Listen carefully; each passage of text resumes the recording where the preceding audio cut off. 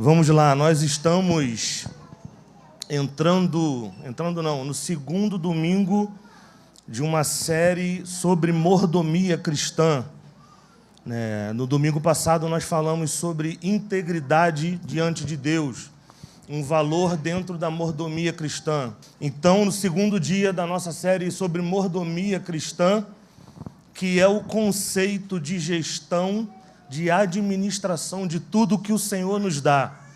Então, tudo que o Senhor nos dá, nas nossas mãos, tem a proposta de todo homem e toda mulher administrar aquilo que Ele confiou.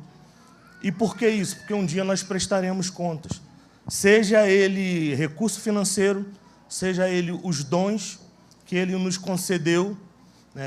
Quem aqui tem dom para alguma coisa, já canta, prega, não sei o que lá. Levanta sua mão comigo, hein? Tem gente que não tem dom nenhum. Então eu oro o Espírito que nessa manhã você libere dons. Sim. Ou que essa pessoa veja hoje aquilo que ela é e não consiga, ainda não conseguiu ver. Porque tem esse processo. Às vezes a pessoa não sabe identificar. Aí precisa vir alguém e falar, você é isso, irmão. Vamos te desenvolver. Deus é generoso. Deus dá dons aos homens. Nós vamos prestar conta. Então, esse é um conceito que eu queria que ficasse na sua mente. Tudo que o Senhor nos deu, um dia estaremos diante dEle para prestar contas. O Senhor te deu riquezas. Quem for rico aqui sinaliza para a gente, tá? Você vai prestar conta disso. Você tem um chamado pastoral, você tem um chamado evangelístico, você é chamado para ser um profeta. Um dia você vai estar diante de Deus, irmão. Isso é muito sério.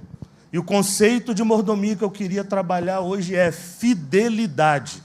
Eu queria que você abrisse comigo a sua Bíblia aí em Lucas 12. Vamos ler a partir do verso 41 até o 48, tá? Vamos lá. Então Pedro perguntou: Senhor, essa ilustração se aplica apenas a nós ou a todos? Ele faz essa pergunta porque eles estão vindo de outra parábola. O Senhor respondeu: o servo fiel e sensato é aquele a quem o Senhor encarrega de chefiar os demais servos da casa e alimentá-los. Se o Senhor voltar e constatar que seu servo fez um bom trabalho, eu lhes digo a verdade. Ele colocará todos os seus bens sobre os cuidados desse servo. O que acontecerá, porém, se o servo pensar, meu senhor não voltará tão cedo, e começar a espancar os outros servos, a comer e a beber e se embriagar? O senhor desse servo voltará em dia em que não se espera e em hora que não se conhece. Cortará o servo ao meio. Meu Deus. Pesado, né? Aleluia. E lhe dará o mesmo destino dos incrédulos. Atenção para essa palavra aqui. O destino dos incrédulos. O servo que conhece a vontade do seu senhor e não se prepara, nem segue as instruções dele, será duramente castigado. Mas aquele que não a conhece e faz algo errado, será castigado com menos severidade. A quem muito foi dado, muito será pedido. E a quem muito foi confiado, ainda mais será exigido. Esse texto ele foi muito usado para falar sobre o aumento das finanças. Se Deus te confiou muito, quem muito é dado, muito será cobrado. E não tem nada a ver com isso. A parábola aqui, ela fala sobre a responsabilidade daquilo que Deus entrega nas mãos do homem. E toda a parábola a gente precisa encontrar dentro dela o que Jesus queria passar para os seus discípulos. Como se fosse uma moral da história. Qual é a moral da história quando entendemos esse texto? E aqui eu queria destacar algumas coisas dentro da ideia de fidelidade no conceito de mordomia cristã. Então, 3 posturas que devemos repudiar dentro desse texto. A primeira é o enganador.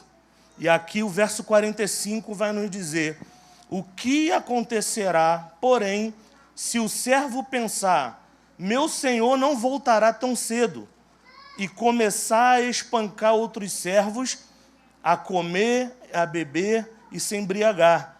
O senhor desse servo voltará em dia em que não se espera e em hora que não se conhece. Cortará o servo ao meio e lhe dará o mesmo destino dos incrédulos.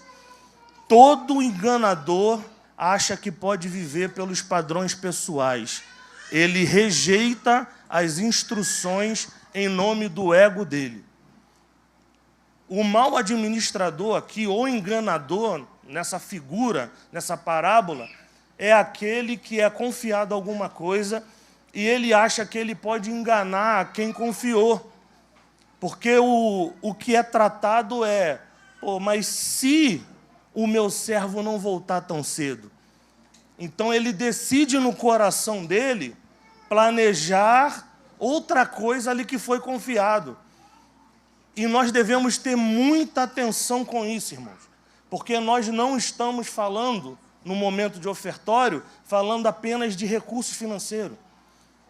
O Senhor nos confia a vida, o Senhor nos confia dons, talentos, dinheiro, conhecimento, influência. E como nós estamos administrando o que o Senhor nos confiou. Você que tem a sua profissão e que exerce ou deve exercer para a glória de Deus, como você está administrando esse conhecimento? Se a sua profissão, ela toca em pessoas, ela está ligada diretamente a servir pessoas. Essa pessoa pode olhar para você e ver o espelho da graça de Deus. Não, esse é um bom funcionário, ele faz isso para a glória de Deus. Eu vejo Deus nas suas atitudes. Sabe, irmãos, nós vivemos um conceito evangélico muito deturpado nesses dias, uma ideia dualista que leva a muitos de nós a pensar que podemos ter uma vida que não é integral, inteira. E por isso, aqui no dia de domingo, eu entrego tudo. Nossa, a música, Deus veio, aí eu canto, eu choro, dou tudo. Mas quando eu saio daquela porta para fora, aí eu viro um outro Juan. Na vida cristã não existe essa dualidade. Isso é um conceito grego, platonismo, que tira a realidade da vida cristã e coloca outros elementos. Nós não podemos, diante daquilo que o Senhor nos confiou, seja o que Ele nos confiou. E você pode pensar agora mesmo aí, tudo que Deus confiou a você durante a sua jornada de vida, você não pode enganar a Deus, irmão. Você não pode enganar quem você deve prestar contas. Você não pode enganar seu chefe, seu patrão. Você não pode enganar quem lhe confiou algo. Você não tem um direito de planejar fora daquilo do que você tem que prestar contas. E o enganador, ele tem esse ímpeto. Porque num momento de confiança, o tempo ele pode ser longo. E muitos de nós podemos achar que, ele não vai vir agora. Então eu posso enganar meu Deus aqui. E a gente faz isso em todas as áreas da vida. Quando nós negligenciamos a contribuição financeira, porque não entendemos o conceito de contribuição financeira, e muitos de nós somos fiéis quando há uma amarra. E é muito possível, irmão, que muitos de nós aqui tenha sido fiel a Deus quando você entendia que contribuição financeira dependia de estar na lei e uma obrigação real sobre os seus ombros. Como eu sou obrigado a fazer, como alguém vai ver que eu vou contribuir, eu vou contribuir. Mas isso não tem valor diante de Deus, irmão. Porque a contribuição financeira no Novo Testamento, ela está no coração. Cada um contribua com o que propor no coração. E a proposta do coração não é o quanto nós planejamos que vamos dar ou não. É o quanto eu reconheço o que Deus faz na minha vida e eu respondo a Ele. O segundo conceito aqui que eu queria falar é a postura que nós devemos repudiar, o negligente, que tem a ver com a pessoa que é relapsa, relaxada e descuidada.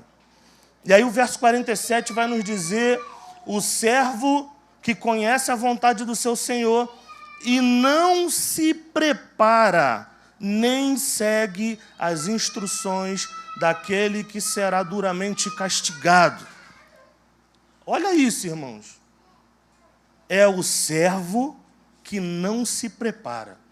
Ele recebe a instrução, ele recebe o que ele tem que fazer, mas ele decide no seu coração deliberadamente não se preparar, não fazer aquilo que foi confiado.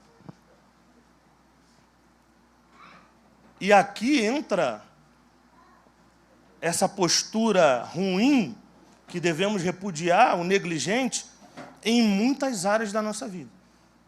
E aqui eu coloco o inverso. A maioria dos crentes hoje negligencia a área ministerial, porque estão confortáveis nos seus assentos, sendo servidos. Aqui eu como, aqui eu bebo, e eu estou feliz. Mas o que o Senhor te confiou? O que Ele fez? Não, eu não vou me preparar porque alguém está fazendo a minha parte. Você é o negligente. Você é aquele que é o servo relapso, relaxado. Deus te confiou algo, e eu queria que você desse atenção a isso, sabe por quê? Porque Deus nos confia algo, apesar de nós, irmãos. Nós não merecemos a confiança de Deus, mas por meio da sua graça, Ele passa o olho nesse salão e nos confia dons, talentos, recursos. Tem pessoas aqui dentro com graças preciosas. E, de repente, entendendo como você deve administrar tudo que Deus te dá, você precisa hoje fazer uma escolha. Não ser o servo negligente. Porque um dia estaremos diante dele, irmão. E isso independe de você crer nessa palavra ou não. Se está na Bíblia, vai acontecer, irmão. Não depende do seu nível teológico isso. E o verso 48 vai dizer: mas aquele que não a conhece e faz algo errado, será castigado com menos severidade. Esses são os que, recebendo as instruções, dizem: eu não conheço, não sabia, ninguém me falou. Ele recebeu a instrução. Porque o Senhor não dá trabalho sem a instrução. O Senhor não é maluco. Agora, existe a pessoa que está no meio da missão e ela está vivendo de que maneira? Cara, ela está desligada de tudo. E ela está como as pessoas nos dias de Noé. Vivendo, casando, dando casamento, buscando seus próprios interesses. Então, você está falando que buscar meus interesses errados? Não. Mas viver apenas para isso, sim. Porque Deus lhe confiou algo. E é muito possível que você esteja tão concentrado em viver a sua vida que você não tenha prestado atenção nos detalhes daquilo que Deus confiou. E no dia da prestação de contas, você não vai poder dizer: olha, ninguém me avisou. Poxa, por que ninguém me disse isso? Não, mas o seu Senhor entregou na tua mão. E esse texto está falando de maneira clara que você vai ser castigado, de maneira mais branda, mas vai ser castigado. Então, existem cuidados que nós devemos ter, que nós precisamos ajustar na nossa vida, irmãos.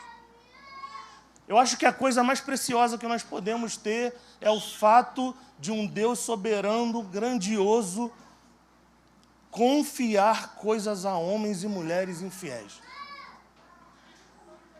Então, o meu convite nessa manhã é que você olhe para isso e não veja a condenação, mas veja a graça do Senhor em lhe confiar algo. E aí a sua resposta precisa ser outra. E aí, a postura que o Senhor espera que tenhamos. Leia comigo, a partir do verso 42. Nós vamos voltar, porque a resposta está dentro daquilo que Jesus diz. O Senhor respondeu, mediante a pergunta que foi feita: o servo fiel e sensato é aquele a quem o Senhor encarrega de chefiar os demais servos da casa e alimenta-los.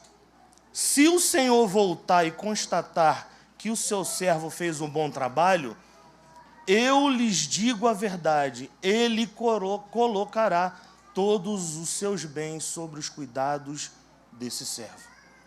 O que Deus confiou, Deus vai ser grato e Deus vai acrescentar, porque você foi fiel. Então, fidelidade, e o homem fiel, a mulher fiel, é alguém que manteve a fé com a qual se comprometeu. Ele é digno de confiança. O homem fiel é o homem que se comprometeu com a voz que ele ouviu. Você entende isso, irmãos?